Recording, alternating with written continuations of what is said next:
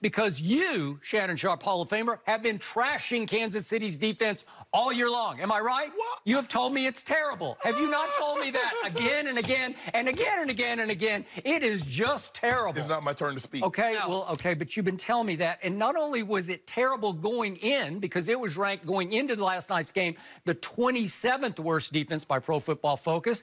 It was down two of its best pass rushers. There's no Frank Clark or no Chris Jones last night. And right away, Alex Okafor, their defensive tackle, who was second on the team in sacks, he was lost for the rest of the game.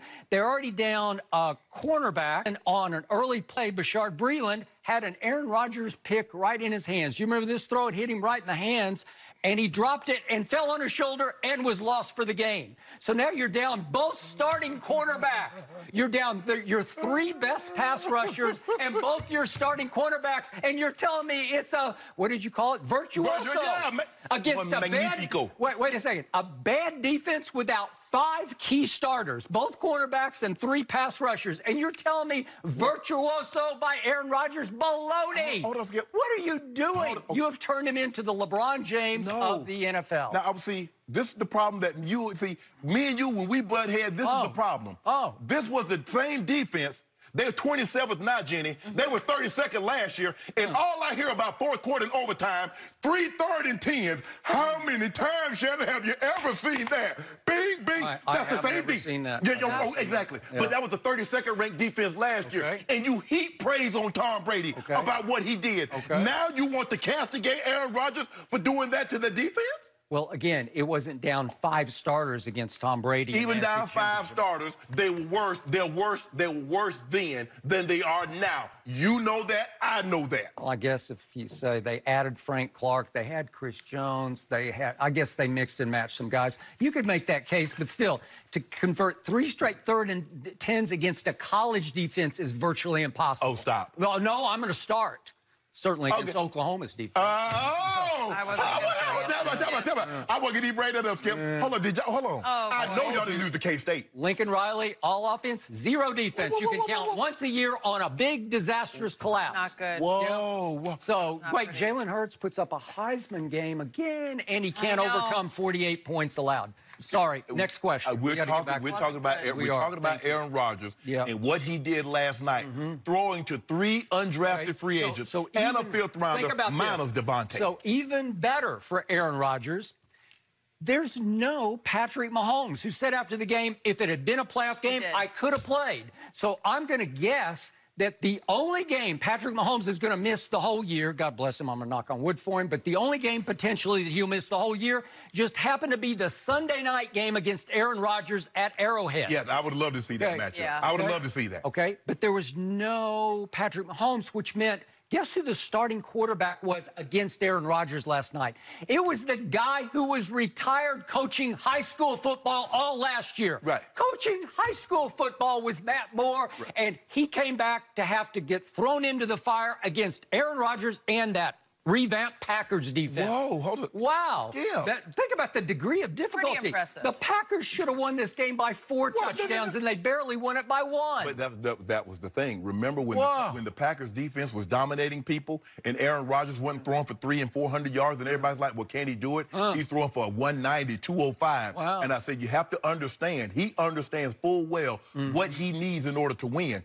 But wait a minute. You and so many others said, Andy Reid and this offense made Patrick Mahomes. Well, make Matt Moore do what Patrick Mahomes does. If it's all Andy Reid, if it's the offense, Sammy Watkins came back. You laughed at Matt Moore before this game. When we brought up the mere prospect of Matt Moore having to start 1 game a week ago on this show, you laughed and said that's disastrous. I laughed when people say Patrick Mahomes is made by Andy Reid in this offense. That's what I laugh about, because he just goes to show you. Now, Patrick Mahomes has only had Sammy Watkins for 1 game. Now, Sammy Watkins is back. Tyreek Hill is back. Mecole Hardman. You saw what he still got wheels to burn. All these guys. So if it's Andy Reid, if it's this offense, get Matt Moore to do what my homeboy does. That's just absurd. Exactly. That's my point. Thank you very much. What's even more absurd is your MVP case you're making for Aaron Rodgers, because he threw 4 balls last night, that could have been intercepted. 4 balls, maybe should have been intercepted last night. And the Breland one was the worst because that even cost, that was not only not an interception, he's gone for the rest of the game, and he's pretty good. Skip, there's a reason why they play defensive back. If they had hands, they played running back and wide receivers. Okay. It's like the pass is intended for you. This is a virtuoso by Aaron Rodgers. Virtuoso pass right into the hands of Breland, and he rolls on his shoulder, and he is gone. I mean, that was the one. That was the one bad. That was the one bad throw all night long. Remember the one to Honey Badger where he overthrew in the end zone, and the Honey Badger just tipped it up in the end zone. And I'm like, well, come on, catch it. Boy, that's good. I could see that all day. That's really a good pass. Skip, at some point in time, you're going to have to give this man credit for what he did. Now, he's doing this. I give him little to no credit. Skip, you hold on. These guys, he got 3 guys from Ashwaubenon. He got 3 guys from Sheboygan. He's got another guy from Appleton. And he's doing this. This is not Devontae Adams. Look at you. Aaron Jones from El Paso, Texas. Oh, really? How about that guy? Yeah, where's he from? Hold on. Now you're getting an opportunity to see. Because Aaron was wondering for the longest time. Now I see why Dak is getting all these yards. Boy, when you got a running back there that can do this. I wish Dak Prescott had Aaron Jones. I do. So what? Hold on. The man. Hold on. Lightning. How about Skip? Lightning. Hold up. Gone. What about gone?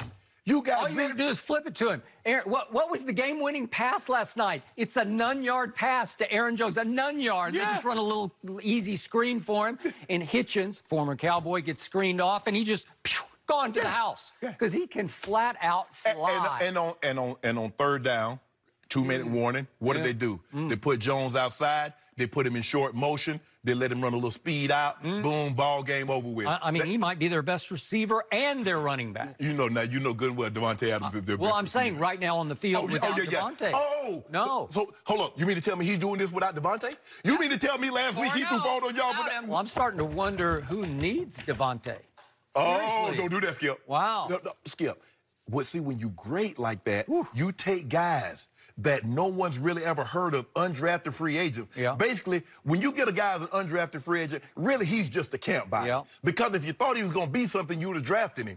Maybe not in the 1st or 2nd round, but you got 4th round, 5th round, 6th round, 7th round. But they didn't do that. So these basically guys were camp buyers. And Aaron Rodgers said, you remember last week, a couple of weeks ago, Aaron Rodgers said, give me him.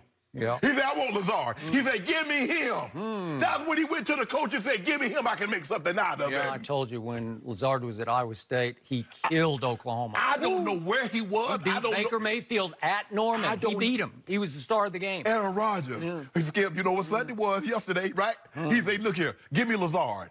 He water, but I can turn it to wine. Maybe something good out of Skip Bayless. You hate You know what? I'm running out of adjectives. I'm down to just one left for Aaron Rodgers. Overrated. That's all I know. Just one left. I got one. I can't believe you would say that. Wow. I can't believe. So his QBR last night was a grand total of 70. What was Tom Brady? 0 to We'll talk about him later.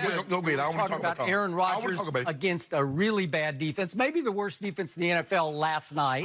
So he had a QBR of 70, and that vaulted him all the way up on the charts to 8th in the league. He's 8th in the league in QBR, and the Dallas Cowboy quarterback remains #1. But the Hall of Famer across from me is making the case that Aaron Rodgers is edged into the MVP lead. Really? I didn't say that. I said that neck and neck. I said it might be a photo finish. It might be. Hey, we got to go to the tape. We got to go to the tape, Jenny, because it's too close to call right now. It sounded like you were making a strong case that he had edged ahead for MVP. Neck and neck. Okay. Whoever get the last lean at the tape. Neck and neck, he's 8th. I just know who's not in the race. And lest we forget, what happened in that Thursday night game at the end, Eagles at Packers, just killed me as a Cowboy fan. Still just sticks in my craw. That's what that's about. Yeah, because Aaron Rodgers, this team should be 8-0, but Aaron Rodgers made the mistake of the year, as we see right there. Oh, that's the mistake of the year. Guess what? The Eagles blew the assignment. Did you see the guy over there all by his lonesome? I did. I saw. Darius Shepard. He's just standing over there because his man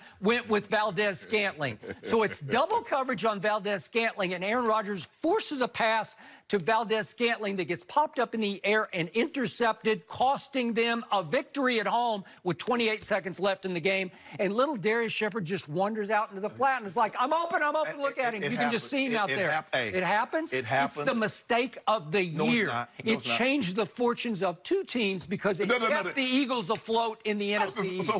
It was a gift. So you guys got a gift from Aaron Rodgers and a gift from the Jets because you got Luke Falk at home. You got to play Luke Falk. Did you see the guy that's seeing ghosts? Did you see the guy that's seeing ghosts? That's what you got. The guy that saw ghosts beat you.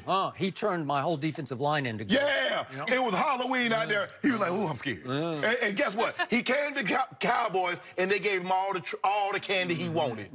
Not that candy corn, because that's your quarterback. And it was voted like worst Halloween candy. Candy corn. So the guy you're making a case for MVP gave that game to the Eagles because he could have underhanded the ball to Darius Jones. It's like the easiest read you could ever have. You see two Eagles go with the wrong guy. Well, what are you doing? Okay, Skip. That's in the past. Oh, I think it's in the present for me because it sits right in the middle of that table. No, because what you wanted, because this is not about Aaron Rodgers missing the guy. You wanted Aaron Rodgers to do damage to put the Eagles further back. Well, sure you wanted Buffalo to put But it's on a silver platter. Here. Just two-hand, underhand it to him. And this last night, the degree of difficulty going on the road. Arrowhead is still a tough place to play. They just lost 2 in a row. Now they've lost 3 in a row. With Patrick Mahomes, they'd lost 2 in a row. They beat the Broncos. Stop it. They beat the Broncos. You know, this was easy. This was a gimme.